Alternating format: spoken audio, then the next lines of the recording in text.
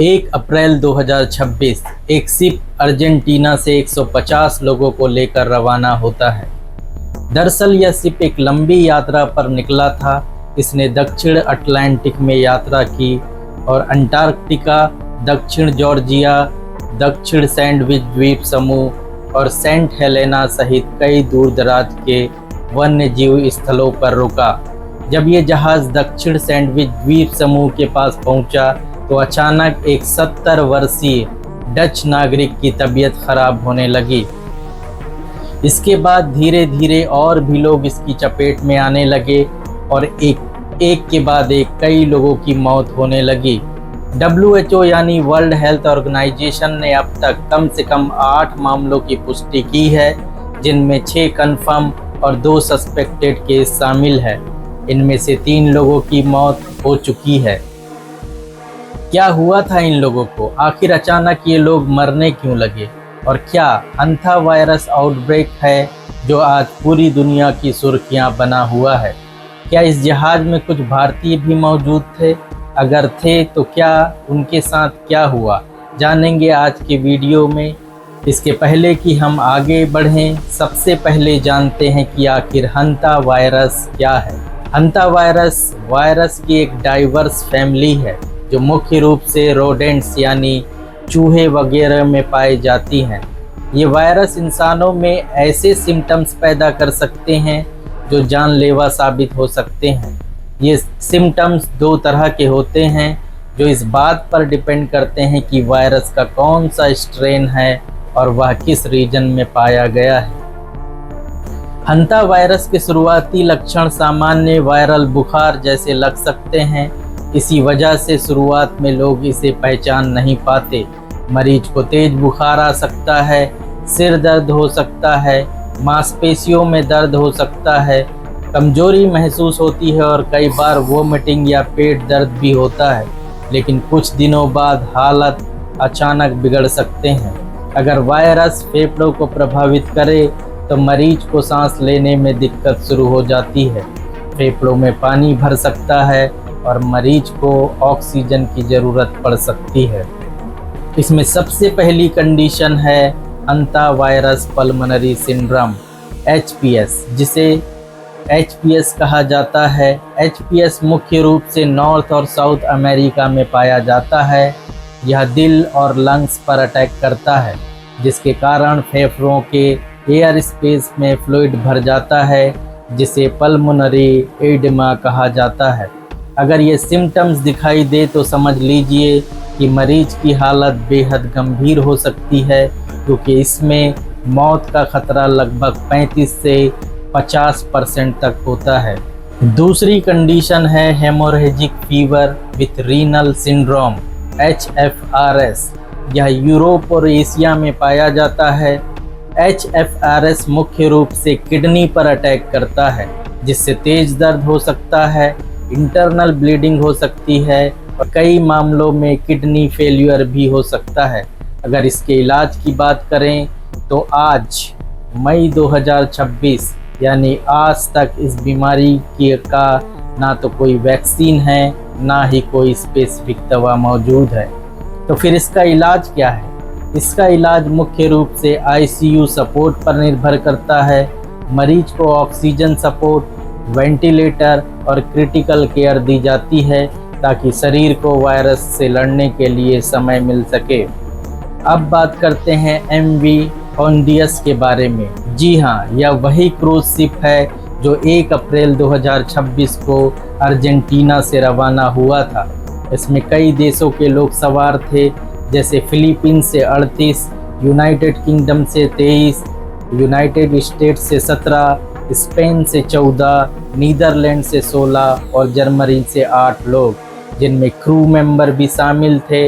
इसमें एक ज़रूरी बात और बता दूं कि इस शिप पर इंडिया से भी 2 क्रू मेंबर मौजूद थे। हमारे देश से भी 2 लोग इस जहाज़ पर सवार थे। जहाज़ के अर्जेंटीना छोड़ने के ठीक 5 दिन बाद यानी 6 अप्रैल को पहले मरीज में लक्षण दिखना शुरू हुए। क्योंकि हंथा वायरस का फुल इंक्यूबेशन पीरियड आमतौर पर इससे ज़्यादा होता है, इसलिए माना जा रहा है कि जहाज पर चढ़ने से पहले ही कोई न कोई व्यक्ति जमीन पर रहते हुए इस वायरस के कांटेक्ट में आ चुका था। 11 अप्रैल 2026 को जब जहाज ट्रिस्टन डा कुनहा की ओर जा रहा था, तब एक यात्री की जहाज पर ही मौत हो गई। इसके बाद हालात और गंभीर होते चले गए।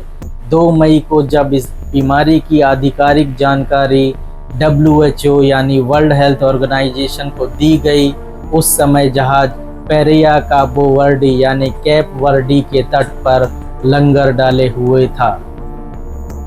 अब सवाल यह है कि आखिर यह वायरस शिप में आया कहां से? क्या इस जहाज में रोडेंट यानी चूहे मौजूद थे?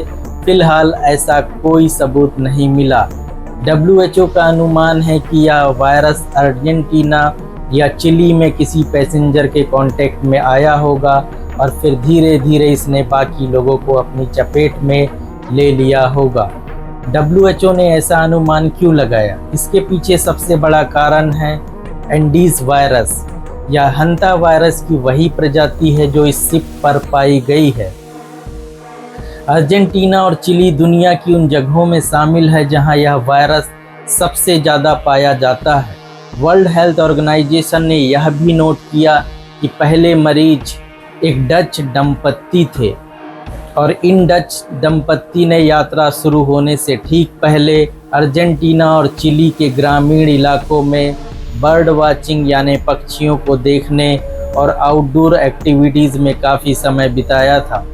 आज 10 मई 2026 तक MV होंडियस स्पेन के टेनेरिफ में स्थित ग्रैंडिला पोर्ट पहुंच चुका है। पश्चिम अफ्रीका के तट से कई दिनों की यात्रा के बाद जहाज ने आज सुबह वहां लंगर डाला। अब बात करते हैं कि यह वायरस फैलता कैसे है। आमतौर पर हंता वायरस सीधे रोडेंट यानी चूहे के संपर्क से फैलता है। संक्रमित चूहों की लार, पेशाब या मल में यह वायरस मौजूद रहता है। जब ये सूख जाते हैं तो इनके बेहद छोटे छोटे कण हवा में फैलने लगते हैं। इंसान जब उसी हवा में सांस लेता है तब वायरस उसके शरीर में पहुंच सकता है। कई बार लोग जंगलों, पुराने गोदामों, खेतों, बंद कमरों या ऐसी जगहों पर जाते हैं जहां चूहों की संख्या ज़्यादा होती है। वहां सफाई करते समय वायरस हवा में उड़ सकता है और इंसान के शरीर में प्रवेश कर सकता है।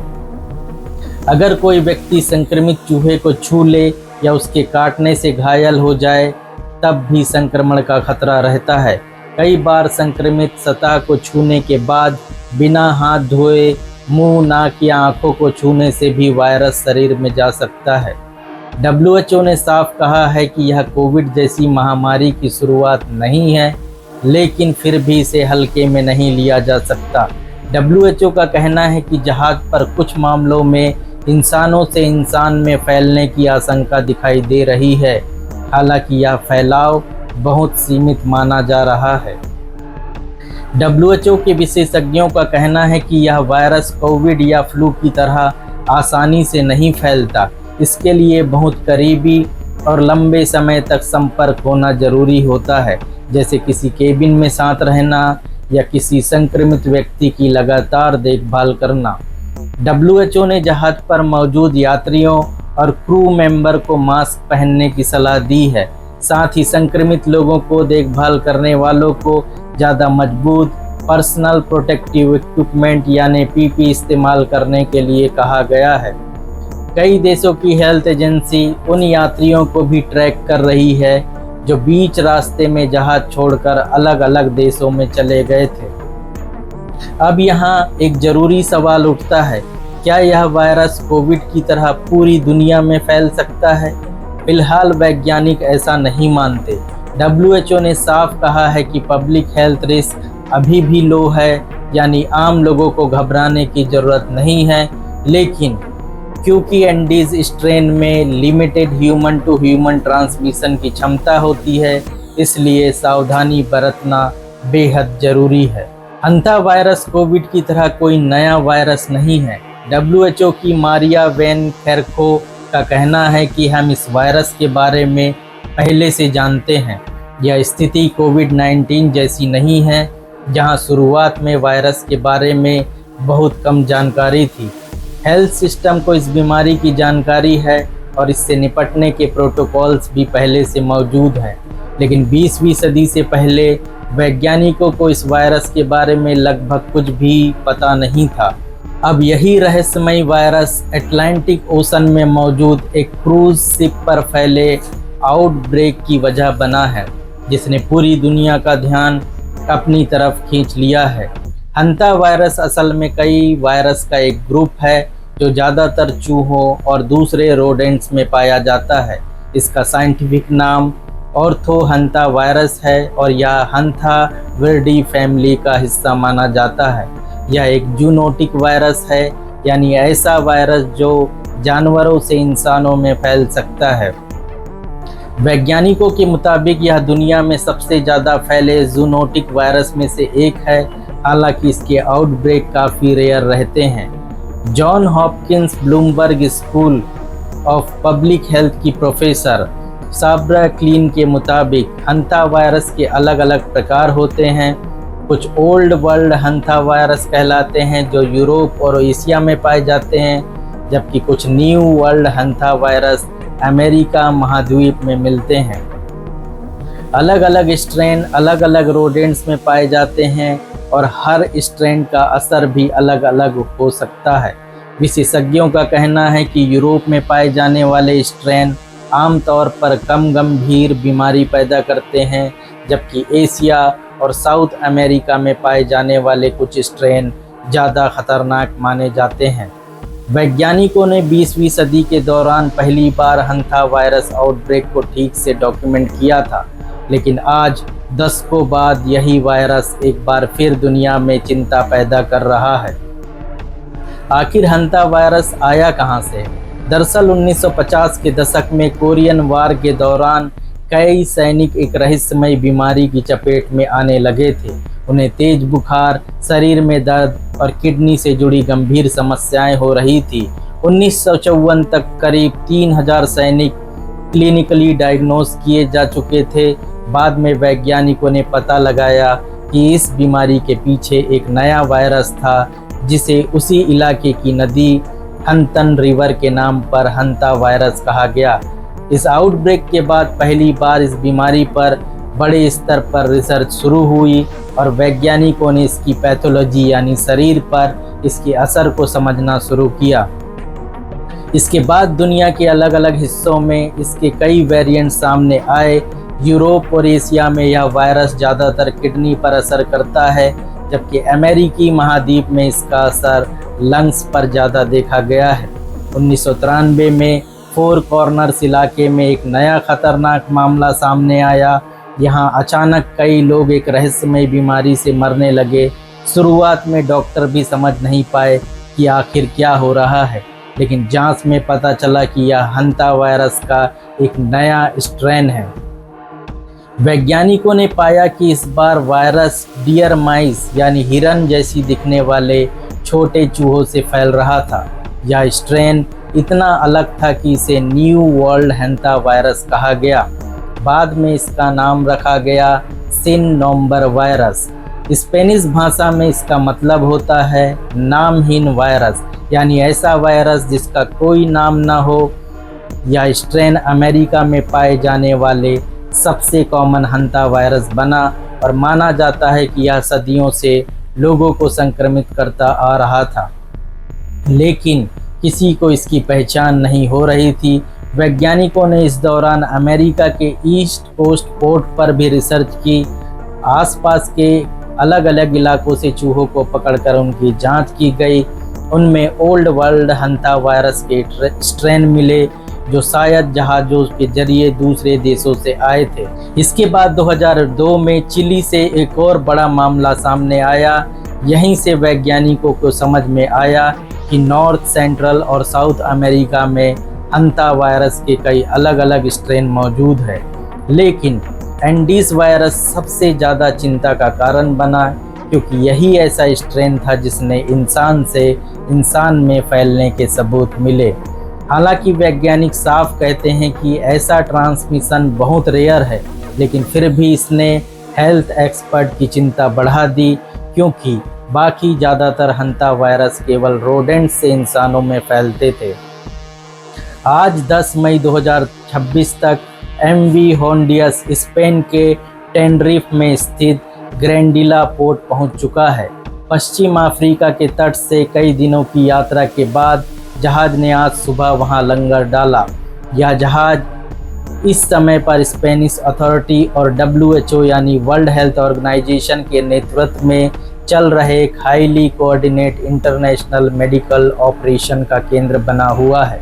फिलहाल इसे टेनरिफ के दक्षिण हिस्से में मौजूद विशेष औद्योगिक बंदरगाह ग्रैंडला डी एबोना में रखा गया है, क्योंकि यहाँ से इसे आम जनता से आसानी से दूर रखा जा सकता है।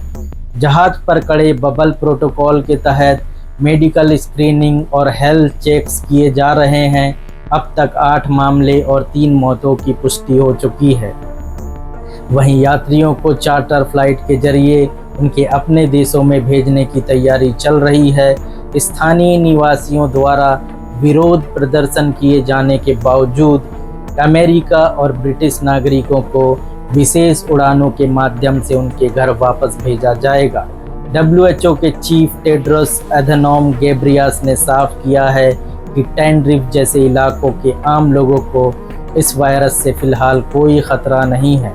इसकी मुख्य वजह है कि यह वायरस इंसान के फेफड़ों में बहुत गहराई तक जाकर हमला करता है। संक्रमित व्यक्ति जब सांस छोड़ता है तब उसमें इतने पर्याप्त पार्टिकल नहीं होते कि पास खड़े होकर किसी दूसरे व्यक्ति को आसानी से बीमार किया जा सके। विशेषज्ञों के मुताबिक संक्रमण केवल उन्हीं लोगों में होने की संभावना ज़्यादा होती है जो मरीज के साथ लंबे समय तक बहुत करीबी संपर्क में रहते हों, जैसे एक ही केबिन शेयर करना या लगातार उसकी देखभाल करना। जहाज पर 2 भारतीय क्रू मेंबर के रूप में काम कर रहे हैं। आज सुबह की रिपोर्ट के अनुसार दोनों भारतीयों में बीमारी के कोई लक्षण नहीं हैं, यानी वे एसिम्प्टोमेटिक हैं। टेनरिफ बंदरगाह पर उन्हें अंतर्राष्ट्रीय नियमों के तहत कड़ी मेडिकल मॉनिटरिंग में रखा गया है। अंतिम मेडिकल स्क्रीनिंग और हेल्थ क्लियरेंस के बाद ही उन्हें भारत लौटने की अनुमति दी जाएगी। अगर वे पूरी तरह स्वस्थ रहे तो उन्हें विशेष इंतजामों के साथ सुरक्षित वापस लाया जाएगा। तो ये तो था आज का वीडियो। अगर आपको वीडियो पसंद आया तो इस वीडियो को लाइक करें और चैनल को सब्सक्राइब करें। जय हिंद।